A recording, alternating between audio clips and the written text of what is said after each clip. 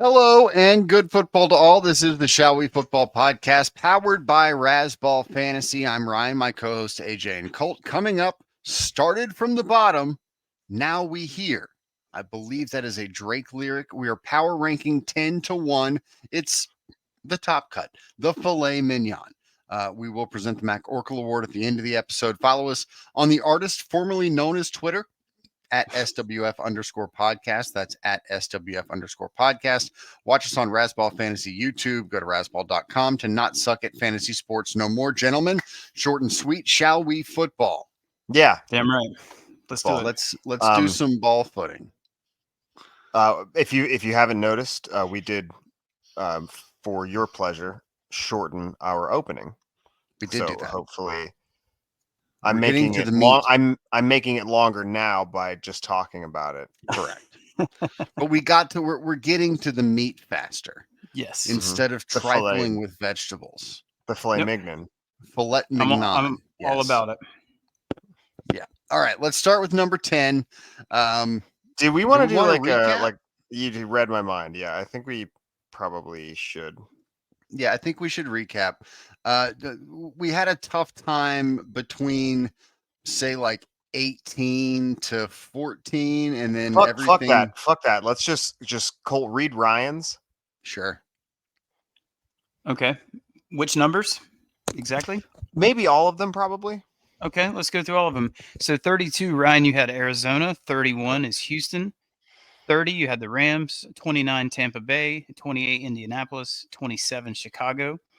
26, Las Vegas. 25, Atlanta. 24, Tennessee. 23, Atlanta. 22, Washington. Carolina at 25. Carolina, I was going to say, I read that twice. 25, 23, Atlanta. 22, our beloved Red Hogs. Red Hogs. This is good. It's good. Ryan, do you have yours in front of you? I do, yeah. Okay, Colt Nomos. Ryan, why don't you read yours, and then Colt will read his, and then I'll read mine. Does that sound good? I thought Colt was the keeper. Yeah. Great communication, boys. Ryan, we're doing the backward stack here. Steelers at 21, 20 through 15. I had Patriots, Giants, Saints, Packers, Broncos, Browns, and then 14 through 11, Vikings, Seahawks, Lions, and Chargers. I'll read mine. I had 32 through 28. We had the Cards, the Texans, the Bucks, the Colts, and the Rams. 27 to 21. I don't know why I picked that grouping. Chicago, Vegas, Atlanta, Carolina, Green Bay, the Giants, Tennessee. 20 to 16, Broncos, the Saints, the Patriots, the Steelers at 16, 15 through 11, the Vikings, the Seahawks, the Lions, the Browns, and the Los Angeles Clippers at number 11. Colt, go ahead. Okay. All right, for me, coming in at 32 through 22, Arizona, Houston. Is there a reason that you picked that you? No, he went by 10s. I like it. Exactly. Yeah, this is what we've done. He did full episode. Love it. Yeah. 32 through 22, Arizona, Houston, Carolina, Los Angeles Rams, Tampa Bay Bucks, Indianapolis, Las Vegas, Atlanta, Chicago, Washington, Green Bay.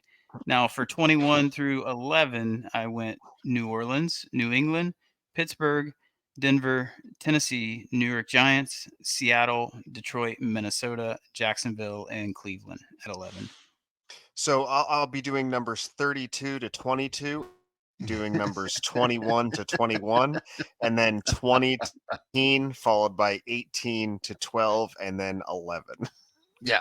We're just going to switch it around a little bit. Yeah. Those are our tiers. Those are our team tiers. Yeah. It had nothing to do with tiering. It just seemed very arbitrary. Also, for the viewing audience, there's literally just Diet Dr. Pepper in here. I did just spill it on my face a little bit. That was that whole thing. It sort of exploded. It sort of exploded on my face. I just didn't want people to think like I just took a swig of a nice mixed drink, which would be the reason for my reaction. It's just I'm bad at drinking liquids. That's just all there is to it. Thanks for clearing that up. And that just gives you an opportunity to say, go watch us on YouTube, to watch AJ spill stuff on his shirt. Okay, we're going to go to the top of the cake here. This is 10 to number 1, cream of the crop. Yeah, we've been using like meat metaphors for 3 episodes. Oh, excuse I'm glad me. I'm glad you brought in baked goods. It won't confuse people. Beef tenderloin. Definitely not going to confuse people any less than This is no, our you know tier what? system. This is our beefcake, 10 through 1. This is the beefcakes. Yeah. This is our beefcake. So you Yeah. know, I don't know if that's what you I'm meant, in. but Yeah.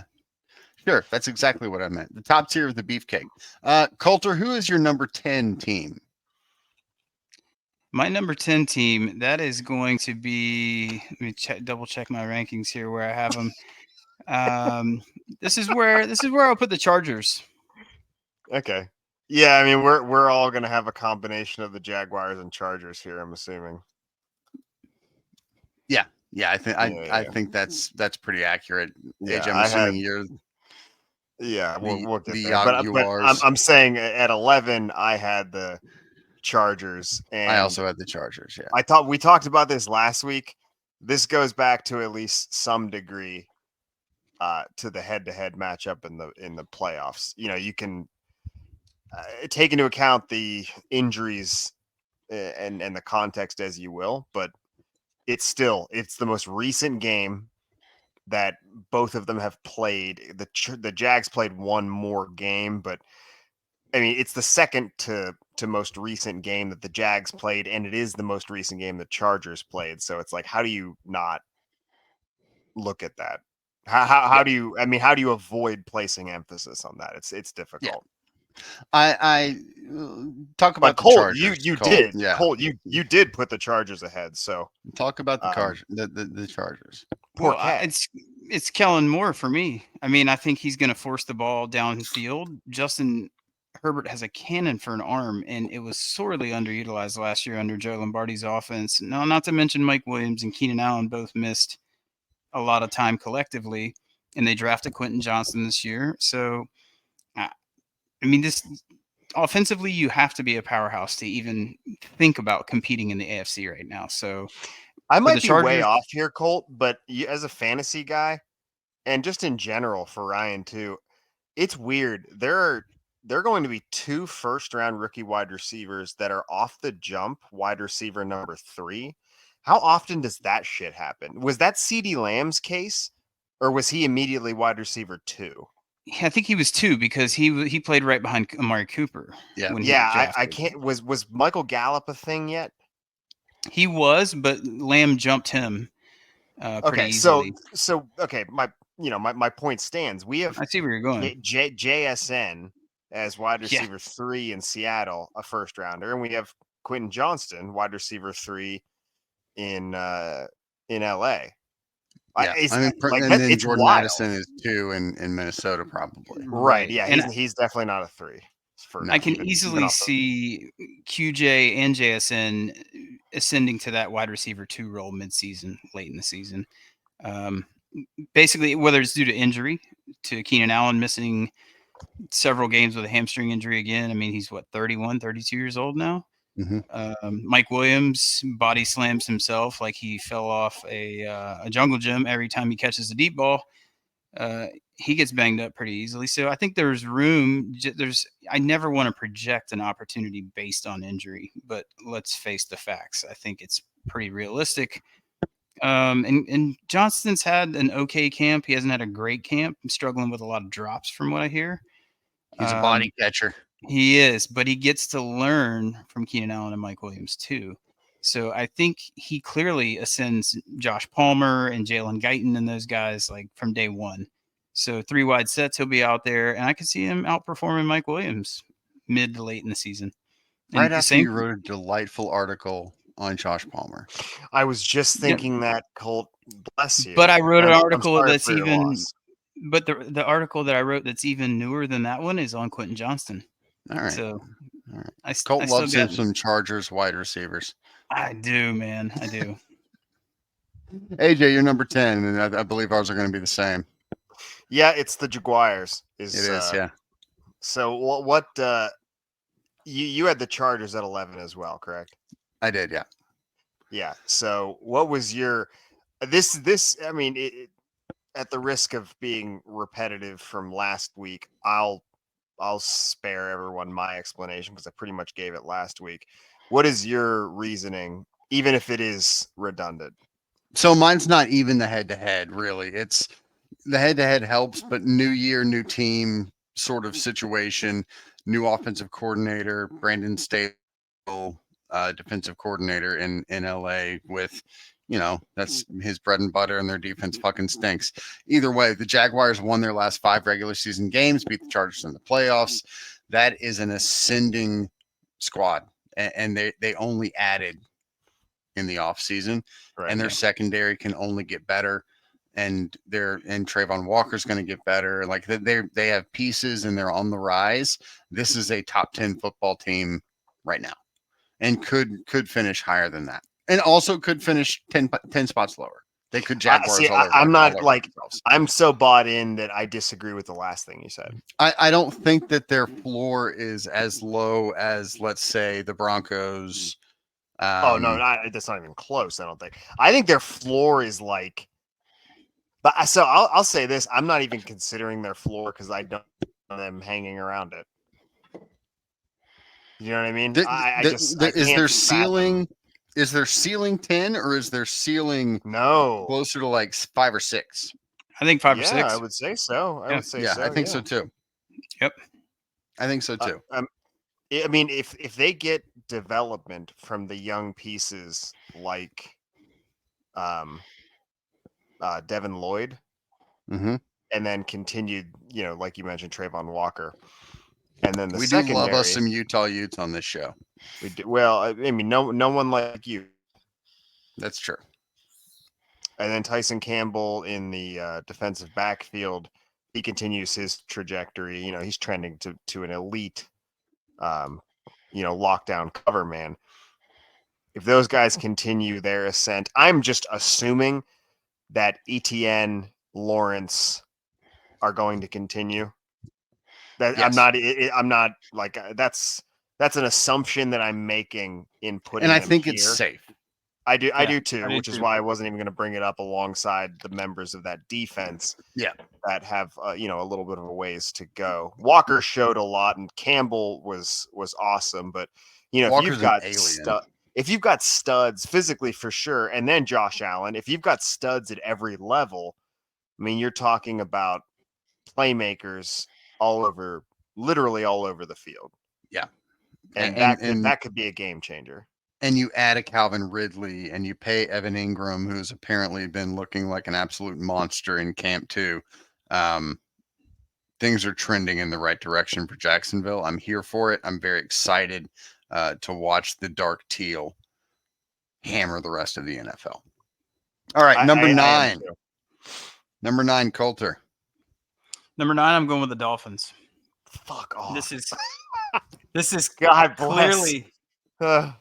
clearly an indictment on Tua's health. I mean, my God, none of us want to see him go out there and his career be ended by yet another concussion. I mean, the offense is explosive as it comes. With a healthy Tua, he supported 2 top 10 fantasy wide receivers last year in Jalen Waddle and Tyreek Hill. The offense is predicated on zone run schemes, speed, who they also drafted Devon Achane, one of the fastest running backs in the class. And I just love the Mike McDaniel offense. And not to mention, they shored up their defense quite a lot, but then they just lost Jalen Ramsey to a knee surgery. I think Miami, they're a stout freaking squad, man. They're a really stout squad, but it's contingent on Tua. That's most people's caveat. I understand. Mike White, or White Mike, as you refer to him, Ryan. White Mike can chuck it. I think he can keep the offense on the tracks. I don't think he's going to really win them many games, but I think he can help them not lose. Yeah, he ain't going to lose them. Yeah. So this is pretty. It's a pretty safe pick for me for Miami at 9. Sure. It feels a little high, but it's Mike McDaniel. It's Tyreek Hill, Jalen Waddle, the defensive stars on the other side of the ball. Yeah, I'm all in on Miami at 9. AJ, why I'm do you have Miami at 9? I'm not going to go any further than what Colt said. That's about as clear as it can be. It's all the same stuff. It's it's the injury to Jalen Ramsey because that was their was their what was going splash. to make that was good. Yeah, that Yep. was what was going to make the significant Over the top. difference. Mm-hmm. That was their splash. I'm just looking at their depth chart here. Maybe, some Jalen Phillips is going to get better. So him across from Bradley Chubb, I think the pass rush is going to improve substantially. Maybe not substantially, but I do think that Jalen Phillips is going to continue to solidify for sure. Yeah, Jalen Phillips is only going to get better. He came on strong at the end of last year, and if he continues to build that way, he's going to be a problem. Yeah, I agree. And then I think a sort of underrated move was, and it obviously wasn't in preparation for Jalen Ramsey to get hurt, but the drafting of Cam Smith out of South Carolina in the second round. I think they were banking on him being their nickel corner. I think he's good enough if his movement skills can match some of the better receivers in the NFL. I think he's good enough to be a starting NFL cornerback. Maybe not an elite one, but probably better than their stopgap, which is Eli Apple, who was a former first-round pick himself with a pretty substantially nasty off-field history. Mm-hmm. All right, you guys both had the Dolphins. I have the Ravens at number 9. Okay. I don't have a whole lot of faith in Todd Monken as an NFL offensive coordinator. The last time he held that position was 2019 with the Cleveland Browns under Freddie Kitchens.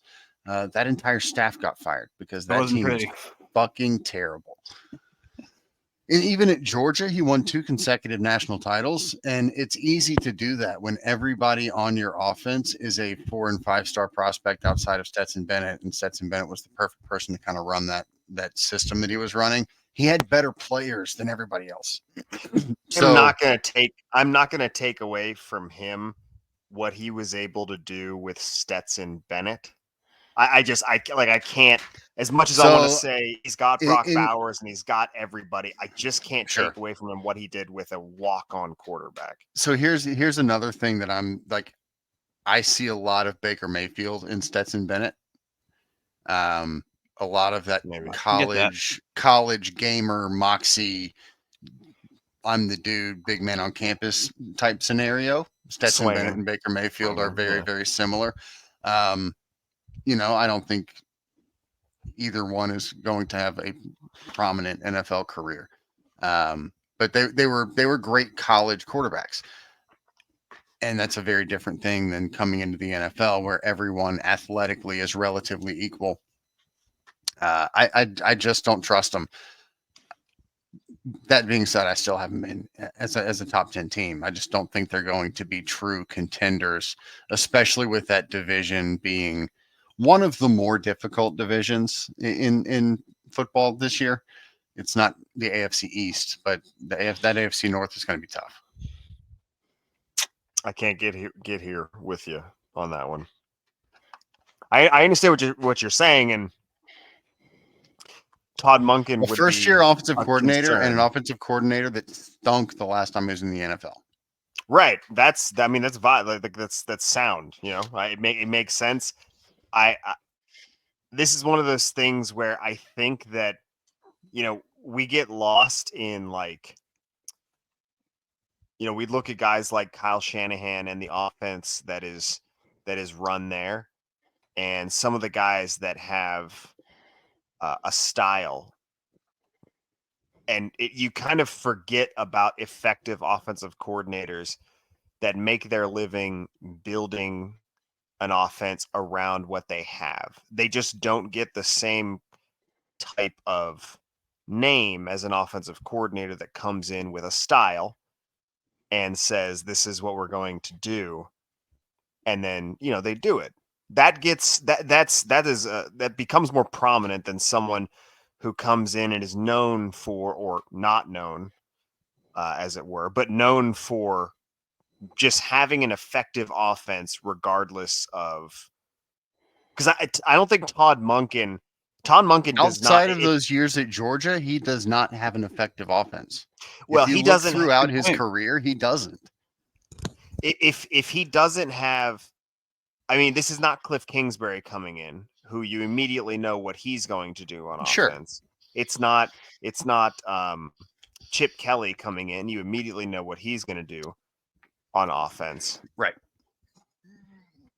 It's very much an unknown, and that's why I have them at 9. That's It's because I what I'm just saying don't is know. I'm that it meant that reasoning makes sense. I think they're going to be better than that. I think Lamar Jackson is too good, at least during the season. Okay, during the regular season, I think Lamar Jackson is good enough to negate some maybe questionable play calling or play Here's another design. question though, too, is did Greg Roman hold Lamar Jackson back, or did what he liked to do on offense with Lamar Jackson cover up some of the flaws in Lamar Jackson's game that he couldn't cover up in the playoffs? That could be the case. It could be either of those. Right. So like we'll find out soon. We're Yeah. 30 days from football. So like we'll Yeah. find out soon. I think my thought is this: if Todd Monken, and this is my opinion, Todd Monken just gets out of his own way, if he doesn't create the problems, if he ran a vanilla offense, some basic concepts followed by like some play action, and you pepper in some RPO because of Lamar Jackson's skill set. Yeah. If you run a very vanilla offense, they have the personnel. Their to weaponry still is succeed. it's not great though. Like it's No. fine, but it's not great. You have a rookie in Zay Flowers. You have an unproven guy in Rashad Bateman who really can't stay Still healthy long enough to prove having himself. foot issue injuries still. Odell Beckham Jr. coming off yet another ACL. J.K. Dobbins coming off an ACL. Like their weaponry is fine, but at this point in their careers, what are they? Like really, what are they? I'm actually very optimistic, not about the fantasy potential for the offensive skill positions, but I'm optimistic about the overall effectiveness. I And think that, John Harbaugh is the tide that lifts all boats in Baltimore. Agreed. well, if you're John Harbaugh banking is a on hell of a John coach. Harbaugh, if you're banking on John Harbaugh, Yeah. then I feel more comfortable having them where I do than when you do, because that if John Harbaugh has been known to come through. If that's the basis for the tide,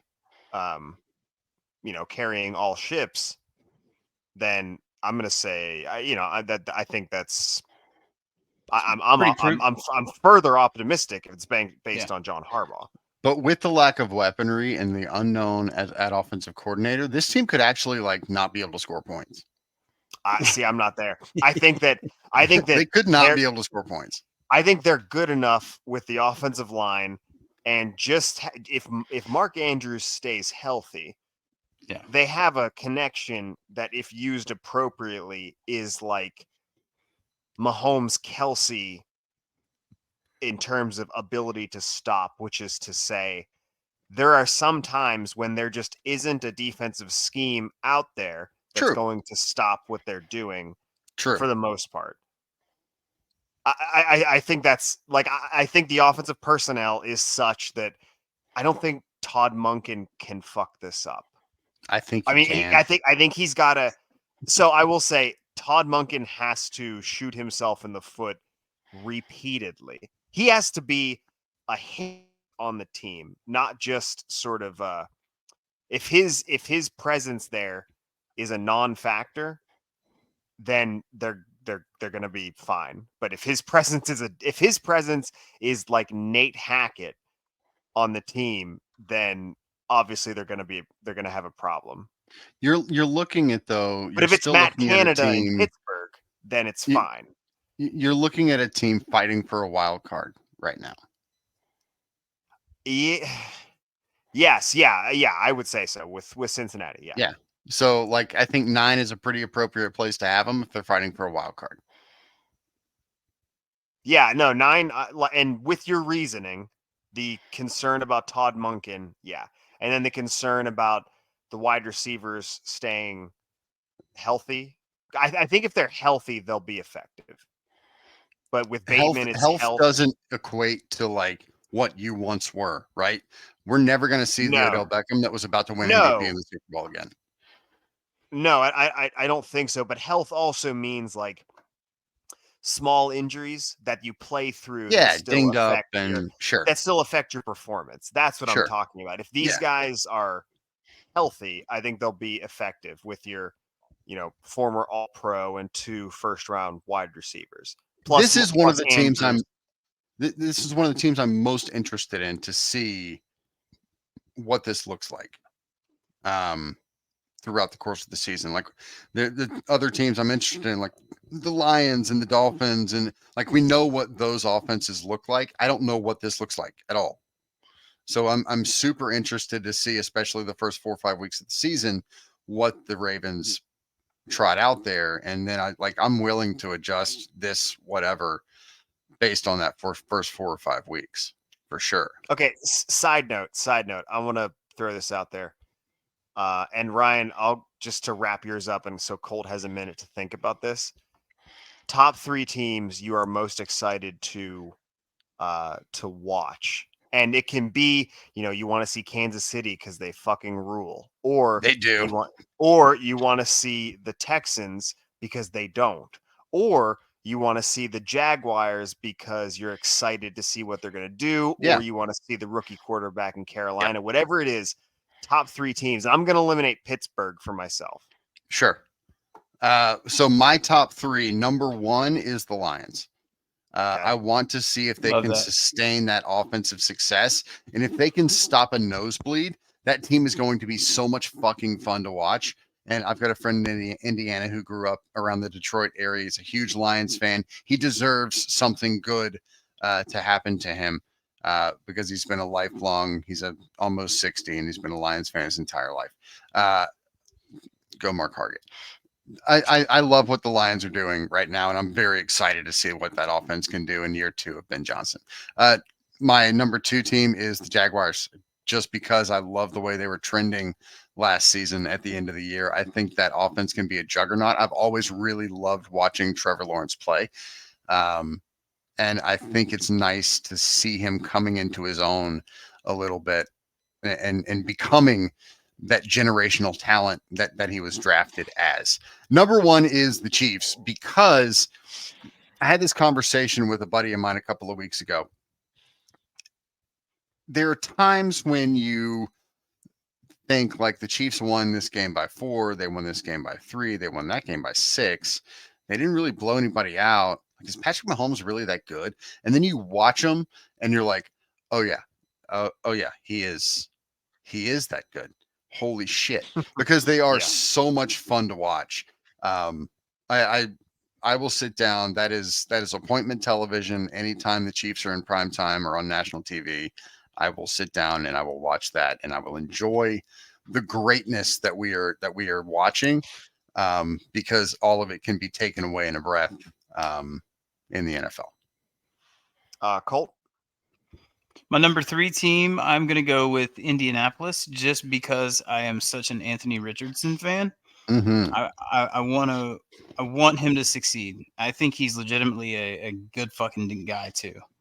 I want to see how he starts, how he develops, how he finishes the season. He's an exciting player. I mean, for us in fantasy, it's the ultimate cheat code.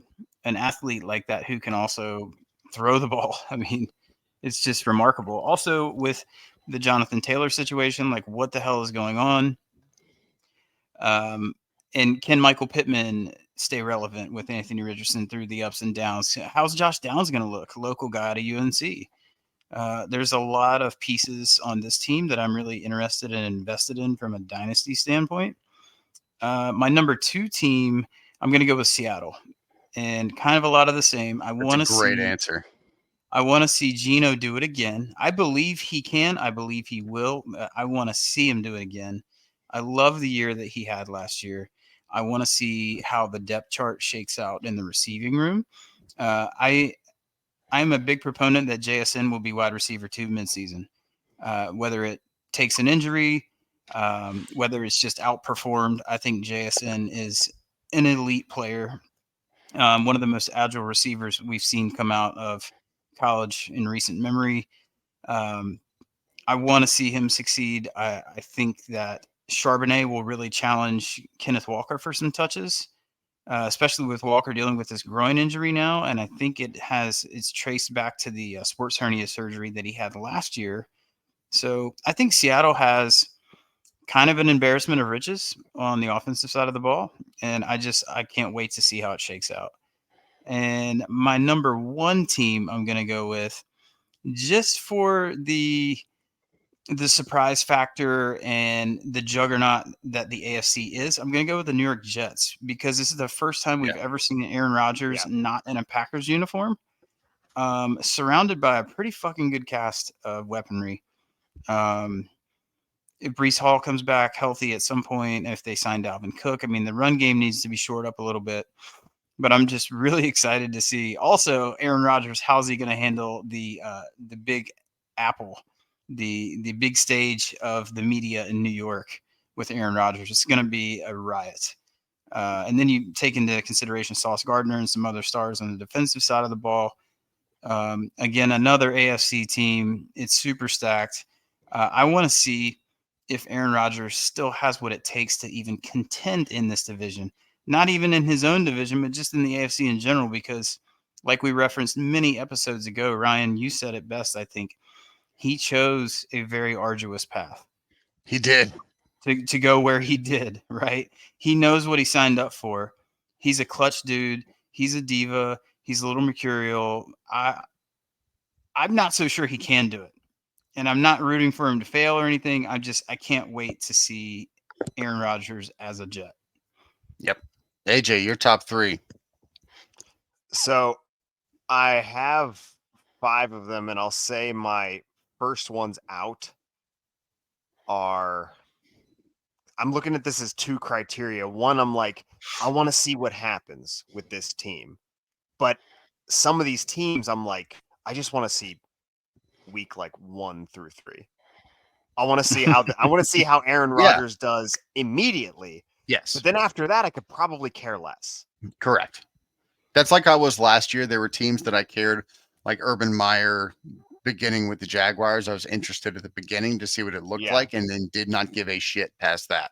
But then there were other things that I wanted to look at the totality of the season. Exactly. So I'll start with number 1. I have to, because I'm still thinking it through, and I need to get this one out of the way. The Jaguars are number 1, which is a weird thing to say, because they have not been. Yeah. I don't know if they've ever been like essential viewing in the history of the franchise. Maybe back to the days of Mark Brunell, Keenan McCardle, and Jimmy Smith and Fred Taylor. Maybe that was your essential viewing Jaguars. The year they played the Titans 3 times, once in the AFC Championship game, the year the Titans lost to the Rams in the Super Bowl, that was a fabulous Jaguars team. And I think that was Mark Brunell, Keenan McCardell, Fred Taylor, those guys. I think that is that team. Tony Baselli. Yeah. Tony Baselli was on that team. Yeah, dudes. And that was, I think I was still in elementary school for that. I was going into 6th grade. Yeah. We would have Colt, however, was graduated from college. I was already in college. I was gonna say like just something that means he's old. I'm kind of tired, and like I don't know. I don't really have for jokes or funny stuff. So Jaguars number 1, number 2. This is where I'm gonna hold to a team that I just want to watch all year, and that's the Eagles. Yeah, because I'm taking the Chiefs for granted. It's like watching LeBron James. I don't really care to. but I'm gonna care in a few years whenever Yep.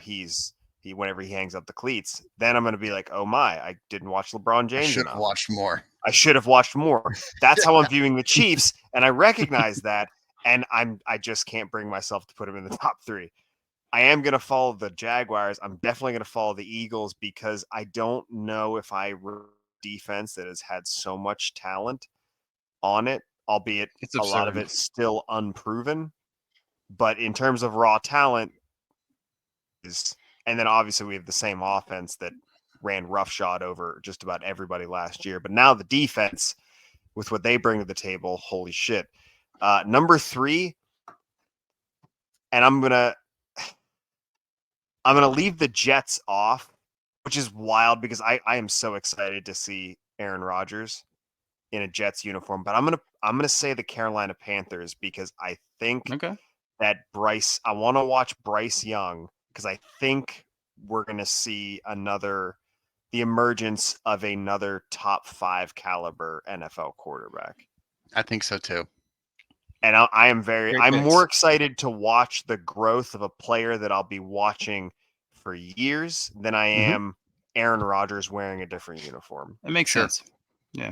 But I'm So super excited still to watch Aaron Rodgers' first game as a Jet. yeah.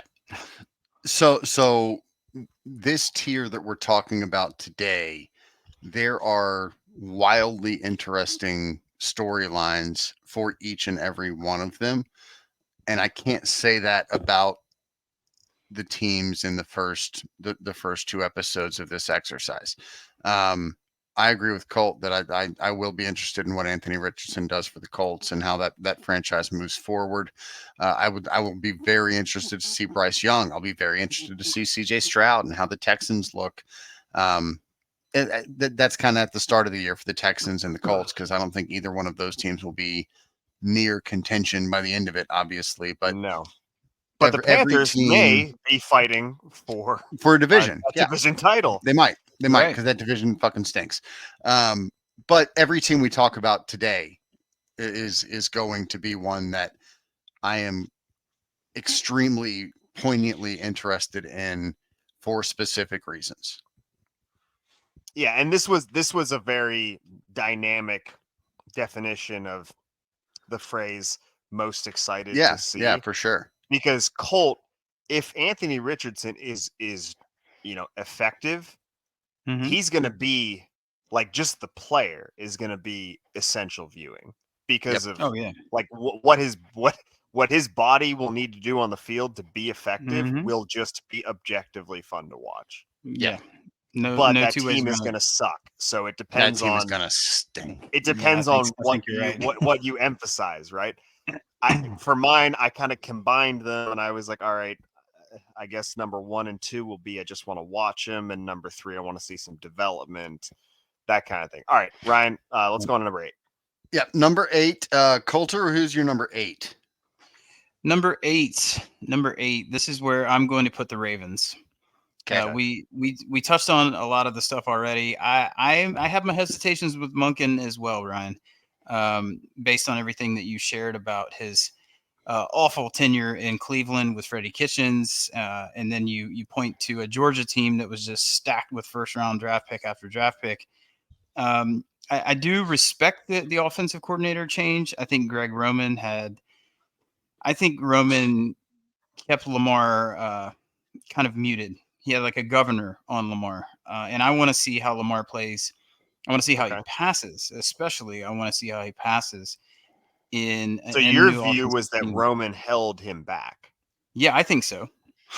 Okay. I And think I Roman. don't know if he held him back or if he covered up scars. It's interesting now that Colt voices that he thinks he held him back. Yeah. You're the first I person to do. actually put out an opinion. Yeah, I think he was a little too conservative with Lamar. And I also have been in the camp for quite some time that I don't think Lamar is as good as everyone else thinks he is. That might be an unpopular opinion. I mean, he's an elite runner. Don't get me wrong. That's fairly popular. Okay. Well, maybe that's more for like the dynasty community nerds there, because some people tend to be like way overvaluing on Lamar, and I'm just not. Like, I haven't seen the passing get to a level and stay there without him getting hurt. You could chalk it up to injuries. He's missed a few games the last 2 seasons. But I think there is hope with Monken, with a fresh set of eyes and a different ecosystem around Lamar. He actually has some receivers to throw to for the first time in quite a while, if you ask me. I think the last, when was Steve Smith a Raven? That was fun. Uh, A old long Steve time ago, Smith. though. Yeah, it was a long time ago, though. And Ryan, you've mentioned before, too. Lamar is a great passer in between the numbers. He can't throw to Mhm. the boundary. I Mhm. need to see more. I need to see him progress. I think this new set of eyes and this ecosystem, and also to AJ's point, my proven belief in Harbaugh. I think he is a hell of a coach. If anybody can make this thing work, he can. He does it year in and year out. But 8 is about as high as I can get Baltimore. Yeah, AJ, number 8. I have the Cowboys here. Okay. And it was 6, 7, 8, 9 for me. All grouped together. At 9, I had Miami, and at 8, I've got the Cowboys. We've already talked about one of the teams I have at 6 and 7, and then there's another team that I'm pretty sure we're all going to have somewhere in there because I think the top 5 is fairly solid. Yeah, I But think so. between the next 2 teams above the Cowboys, it was actually all about Dak Prescott that kept them here. I just think that the totality of one of the teams is just better than the Cowboys, or the quarterback play will be more effective, probably more explosive. And then the other one, I think the quarterback is just better. That's what it comes down to. I mean, we can talk about, what the Cowboys have on the offensive line and the defense and the skill positions. All this stuff is well documented. I don't need to go there. This just comes down to Dak Prescott and what I think he's capable of versus the two teams and the Dolphins below. Like if Tua is healthy, if Tua is healthy, that may be a top 5 team. Healthy, I think they're better. I'll say this: they're better than the Cowboys. Yes, agreed. Yeah. The only thing that throws all this is I'm like of these 4 teams here, with the exception of, and I'm going to give a little bit away, with the exception of Sauce Gardner, nobody comes close to the game-wrecking ability on defense of Micah Parsons. He really throws a wrench into this because it's like there is a guy in these 4 teams that could take over a game, because Sauce Gardner, unfortunately, cannot take over a game based on Not at his position, correct? No. Unless you're dealing with unless he's shadowing a Justin Jefferson or a Jamar Chase. And even then, he's got basically one player to cover. So he's held back just by positioning, whereas Micah Parsons can be put anywhere. That's where I'm at with it. It is still mostly Dak Prescott related. Yeah, my number 8 is the Jets, and it's a question of offensive line. If that offensive line is any good at all, they could be a lot higher than this. The big question mark is obviously Mekhi Becton and what he's going to be. Elijah Vera Tucker's fabulous, but their defense was sneaky really good last year. They have some really, really nice pieces. I love Breece Hall so much. Garrett Wilson, Corey Davis, they've got some really nice weapons, and then they've got probably a top 4 passer in the history of the NFL, who is still a fabulous thrower of the football. So it's all based on offensive line. If they can protect Aaron Rodgers, they can be a lot higher than this, but I just don't know what that O-line is going to look like. So my 8 is the Jets. It looks like Dwayne Brown got hurt. Yeah, which ain't good, but I think that's not as serious. Yeah, that's not as serious as Mekhi Becton. who is kind of refusing to play right tackle. So we'll see where that goes. That's All right. wild. Number 7, Coulter. This is where I have the Jets, and my biggest concern was also the line because we saw Rodgers suffer a little bit last year with a worse offensive line play and a worse receiving core. Mind you, they did deal away Devontae Adams to the Raiders last year.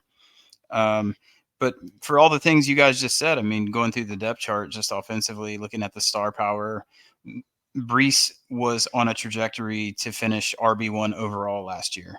He was in my easily opinion. Rookie of the Year.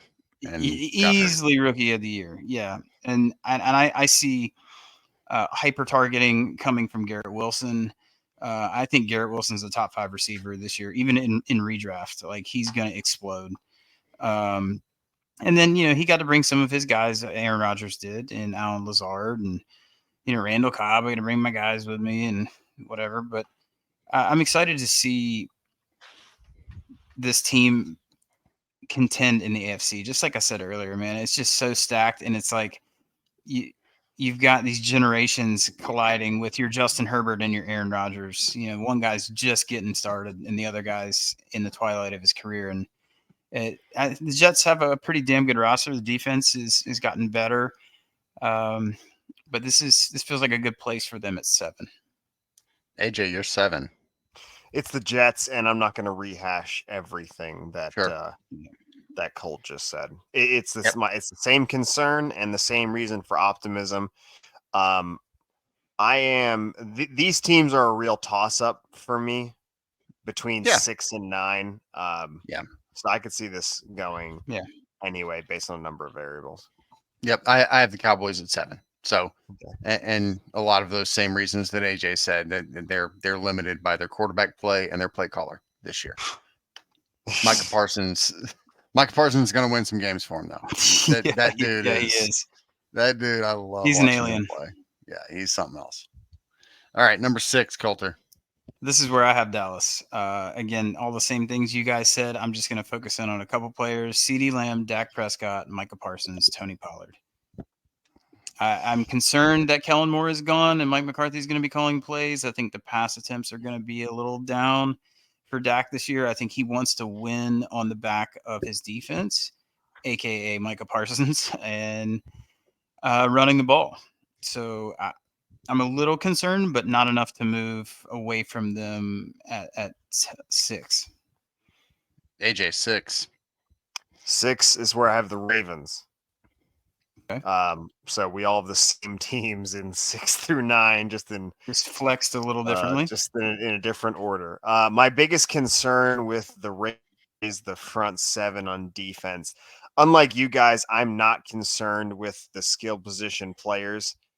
I think that they'll get it figured out at running back, and then I think they're ready.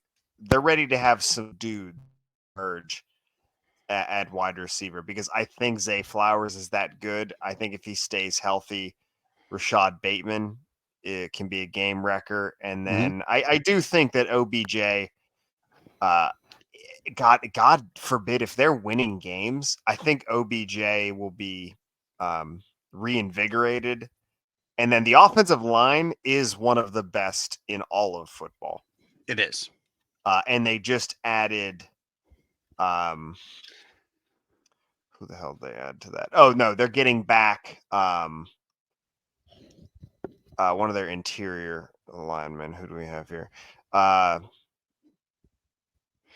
Yeah. Anyway, the offensive line, it looks like John Simpson.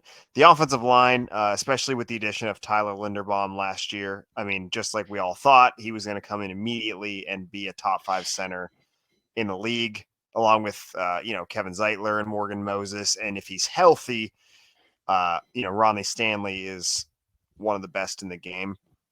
It's just that front 7 they lost Calais Campbell, which I think is a bigger storyline than is being reported. Yes. I think that's going to be problematic.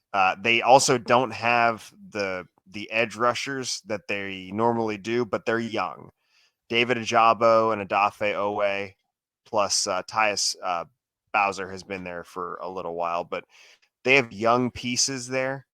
But that secondary is fucking stupid again. Yep. Between Hamilton, Marcus Williams, and Marlon Humphrey, if we're staying healthy, the depth isn't what it used to be. But yeah, my concern is that front seven. And I might regret not putting the Cowboys and the Jets above these guys. But yeah, we're see. all roughly in the same spot here. Yeah. We'll see. I have the Dolphins at 6. Nice. I love what this team is doing. I really, and that's even with Jalen Ramsey injury. I think they're gonna be okay. They're gonna score so many points, and they're so fast. And this is another team that I cannot wait to watch because that offense is going to be unbelievable to see on TV. With all those fast guys flying around. How about that Ravens Dolphins game last year? Was it week 2? You remember that game? I do, and it was crazy. It was a barn burner. It was absolutely crazy. Hold on, let me see if I can find it. I know Tua had like a 52-point fantasy outing. Yeah, and it went to it was an overtime game, correct? Yep. Let's see. This is great podcasting. I was just thinking about doing like a sort of meta commentary on how great this content is. You should have thrown some of that music on there. Yeah. Do you want me to scat on top? Ooh, yeah, do some scatting. Sure. Should I call Madison to do some scatting? She's very good. It was week 2, yes. It was week 2. It was 42-38, not an overtime game. Okay. Madison, honey, scat for me, baby, scat. But just speaking of fun games and being excited to watch the Dolphins, I mean, yeah. And we just talked about the Ravens. This team's going to be a blast. Yeah.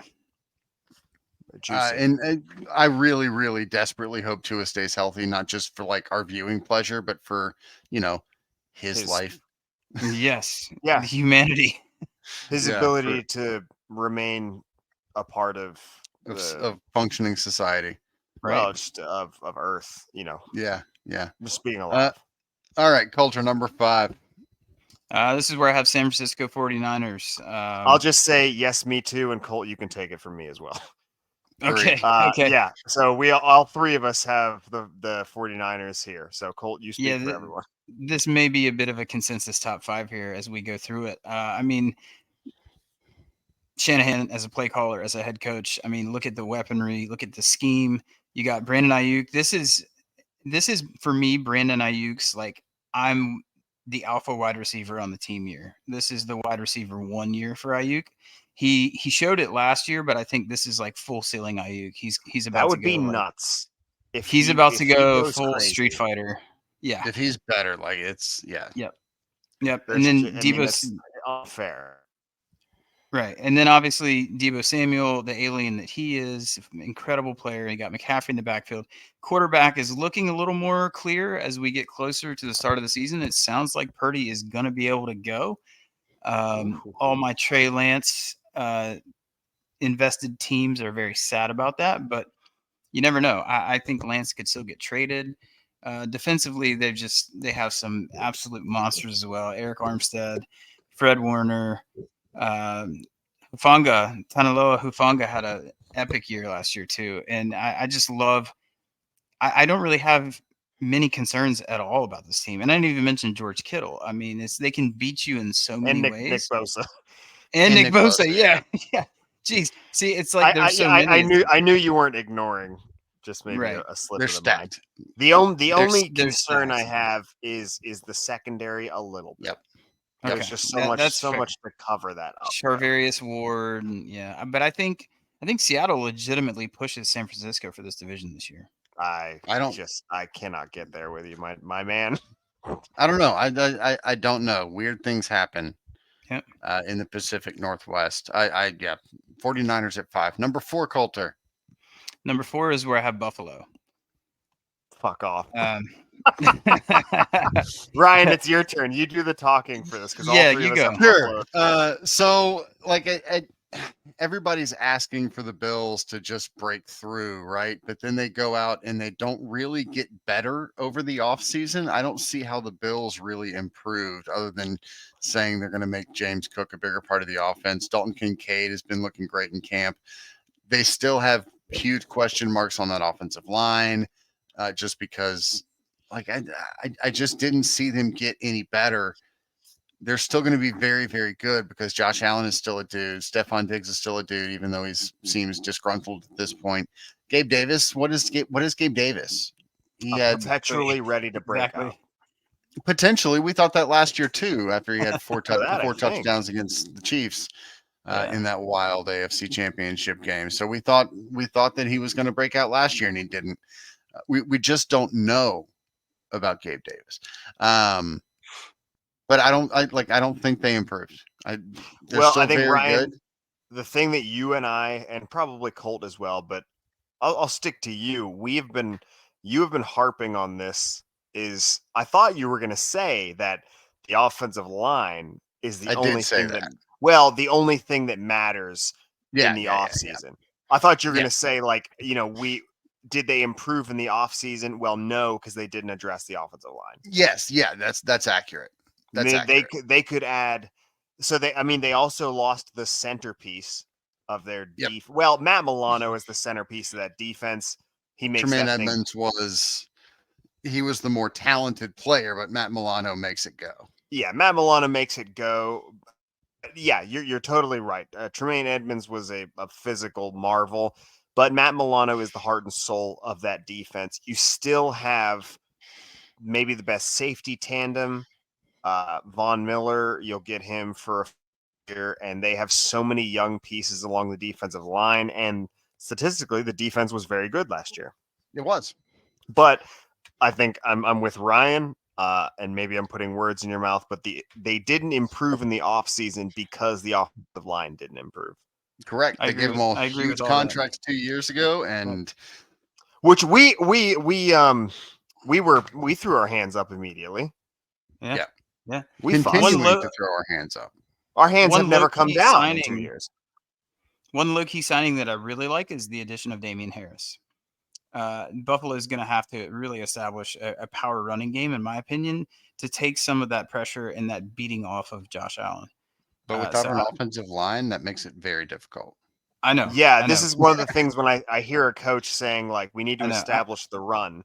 We need to establish the run. I'm like, you can say that all you want, and you can even go as far as to try to establish the run, and you need to go get large, beefy boys to do that. Right. You need to you need to hit the grocery store and grab a few more pounds of beef.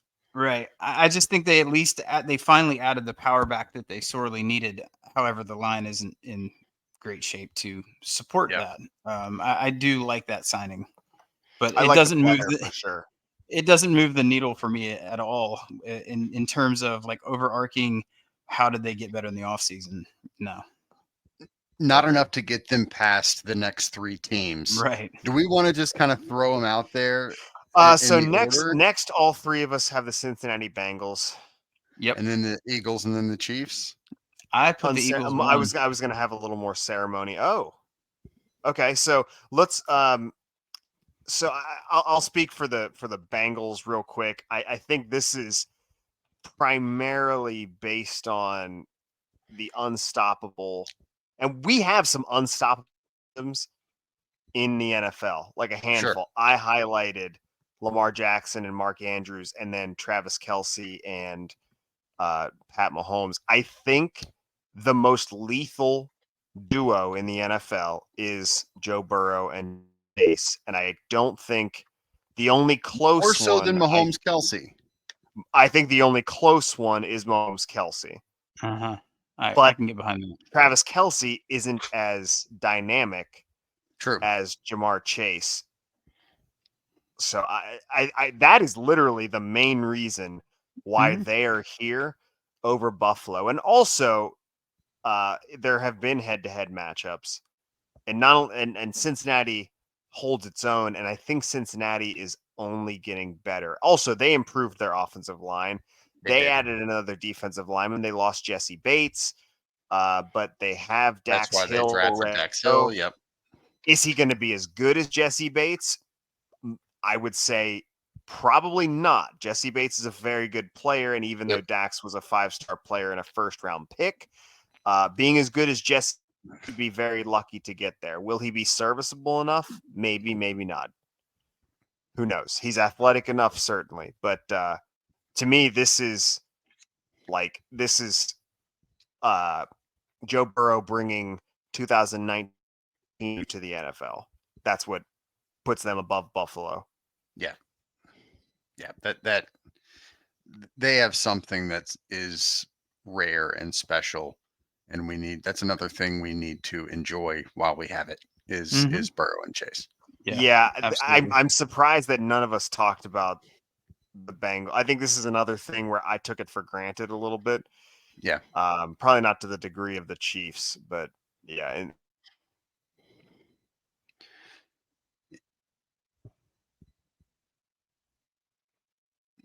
So I guess I'm the only one with Philadelphia at 1.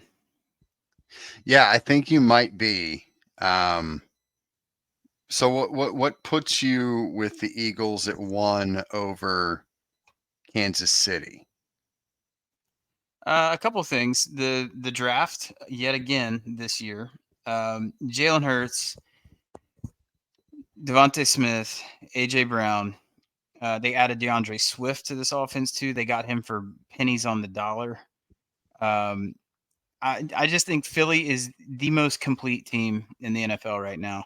Their roster is more loaded than it was after their Super Bowl appearance last year, and they've killed the draft. I think they're clearly the best team in the NFC. And, heavyweight title fight again on the line. Super Bowl this coming year, if it's KC and Philly, I'm going to pick Philly, man. I just think the line is elite. The receiving weapons, elite. The running game, a little suspect losing Miles Sanders, but Rashad Penny and DeAndre Swift and some committee approach can fill that. Then on the defensive side of the ball, I mean, they've drafted Georgia's It's entire Georgia. Yeah, it's all Georgia. Georgia's entire epic defense of the last 2 years. And Darius Slay's still there. They did lose CJ Gardner Johnson to the Lions. the safeties are the most concerning aspect. The safeties are concerning. We talked about a little bit a guest spot Colt did. I did last week. I was on the formerly Next Man Up, now the British and Irish Eagles podcast. Our very close friends from the UK, Phil, Liam, and Mick, the #1 Eagles podcast in Europe. That's right. Well, at least in the UK, in the British Isles, it's the #1 for sure. Eastleys. Yeah, no, that sounds right. So I think that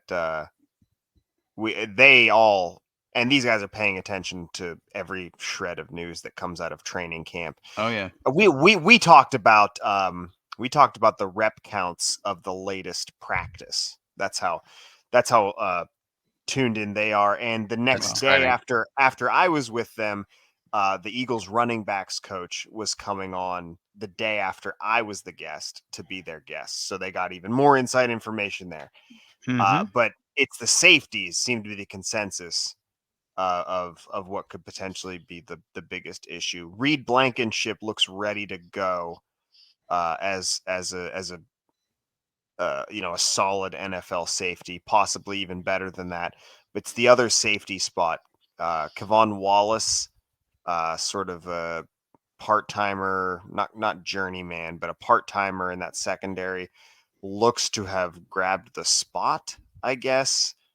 Terrell Edmonds is there, Tremaine's brother, the former first-round draft pick of the Steelers. I hope they're not banking on him being a great player because he wasn't for Pittsburgh. And then they've also got one of our favorites. I'll speak for myself. My favorite NFL draft prospects was, the combine darling, Sidney Brown, Illinois safety. But that represents the weak link of the team right now. Yeah. AJ, are you like me and have the Chiefs at 1? I do. And so why give it kind of like the tit for tat there. It's not much. It's the head and the heart. Sure. I think that last year, I really thought that Jalen Hurts was going to have his moment, and it was all but confirmed, right? Like they got so damn close Yep. that Jalen Hurts almost had his Super Bowl moment where he rose above at the end of the game, but he just didn't get the last possession, which Yep. is what it seemed like was going to happen towards the end, that the Chiefs were going to end up, Pat Mahomes was going to get that last chance to win the game. And, he did, and they came through. But yes, Jalen Hurts, he capitalized on his last possession, which is what I thought was going to happen. I just thought it was going to be the last possession of the game. Unfortunately for them, it wasn't. The Chiefs got that, and they capitalized too. So it's like Hurts he got over the hump in the way that I was hoping and thought he would. But still, the Chiefs won the game. I was like, what hope is there?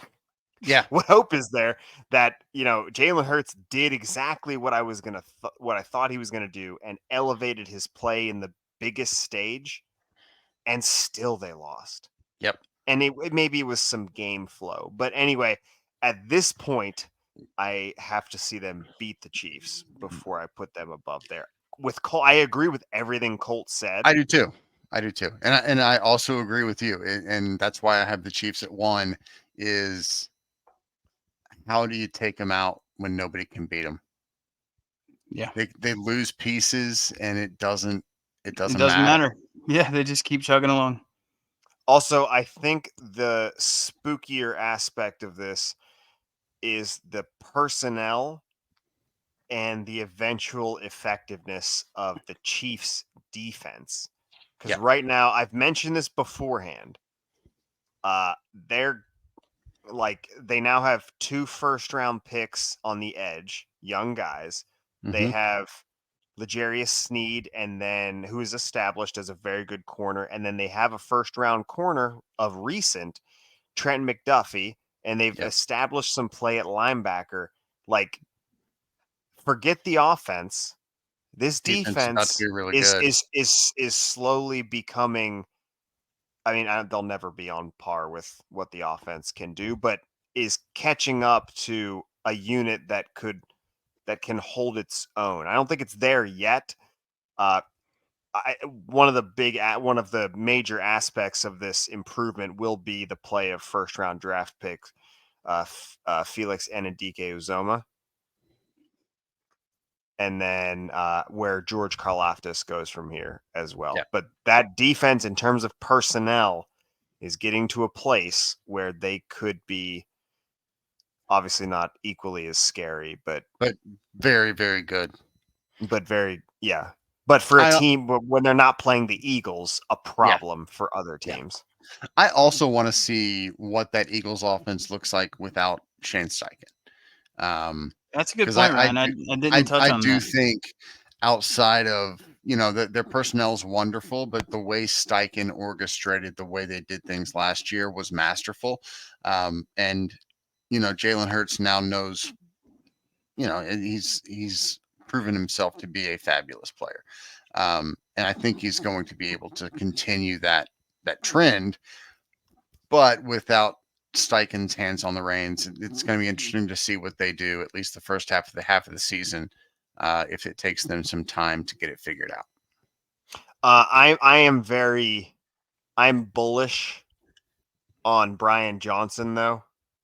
Yeah. The new offensive coordinator. Being a Notre Dame fan, there wasn't really any, much of a chance, but that was one of Marcus Freeman's first phone calls, was to Brian Johnson, to kind of eliminate the guys, your top targets. Once they say no, you move on.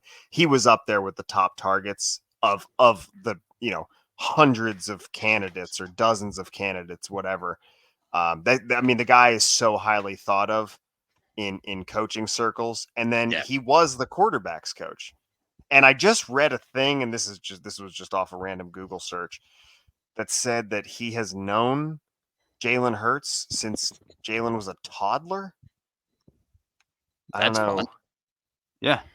I would, just the idea of a toddling Jalen Hurts Toddling Hurts. is Squatting is 450 adorable. pounds as a 3-year-old. Yeah, even if he was just like lifting like a vacuum over his head at Yeah, like one 3 hand. years old. I don't know about that, but like I don't know, like over like military pressing a vacuum, Mhm. something along those lines, or like blowing or like using his amazing lung strength to blow up like an inflatable mattress by himself. He deadlifted the couch to get the vacuum under it. Yeah, well, one hand and then stick that vacuum under there. I mean, he wasn't even going to change out the adapters to No. like get under there. He just lifted up the couch and then stuck the whole thing underneath. Yep. Because he's a boss. He was a That's little right. toddling boss. That's right. Okay. That seems to be. Does anyone have any? No, I think speak that was now a or forever fruitful hold your exercise. Yeah. That was Absolutely. a fruitful exercise. I enjoyed it. I also love fruit. Mm. So who's up this week? I believe it's me this week. Okay. Enjoy this. This is the pronunciation game. Things our old roommate Evan Carmison can't say. Evan Carmison, star of Jewish Matchmaking on the Netflix. This is the Houston Texans version, Ryan. Roster as of 7/29/23. First player is an edge rusher out of the University of Buffalo. What is his name? I believe it's Demone Harris. I'll give that to you. It is Demone, not Demone. I pronounce it Demone every A slight single extra time. emphasis there, but I think it's good. Demone Harris. I mean, it's wrong, but I'm going to give it to you anyway because why the fuck not? Yeah. So this is another running back out of Wisconsin. What is his name? My friend, is this the brother of one of your favorite women's basketball players? They are related. Yeah. Okay. So the last name is Agunbawale. Yeah. And I believe the first name would be Oluwadare. I like it. Oluwadare Nailed Ogunbowale. it. Yep. That's beautiful, Ryan. Wow. Yeah. Are you talking about Arike, perhaps? Arike Agunbawale. Ogunbowale. Yes. Yeah, that's the one.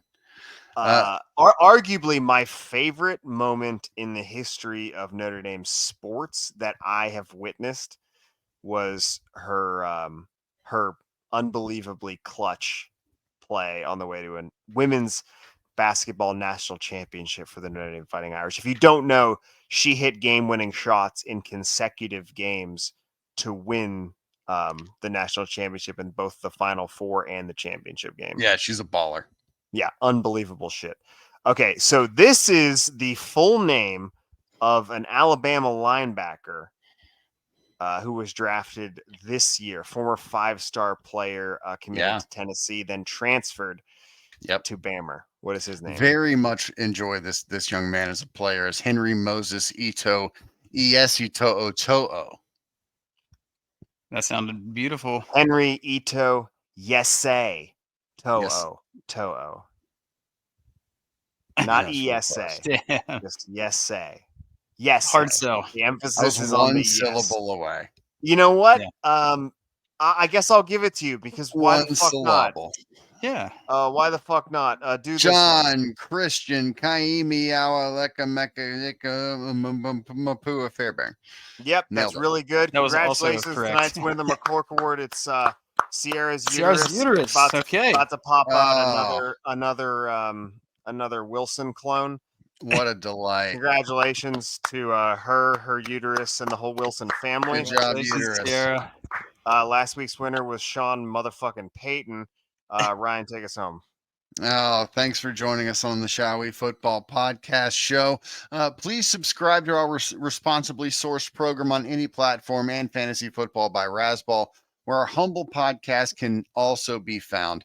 Also, subscribe to the Razzball Fantasy YouTube channel for video versions of the program. Follow him on the artist formerly known as Twitter as well, at Razzball. Colt's also writing fantasy articles. Check those out as well. Give him lots of clicks. Also, links to our program in there as well at football.razzball.com. Follow us on the artist formerly known as Twitter as well, at SWF_podcast. That's at SWF_podcast. I got nothing. Boys. Yeah, you forgot, didn't you? I did, yeah. But Texas is back. Texas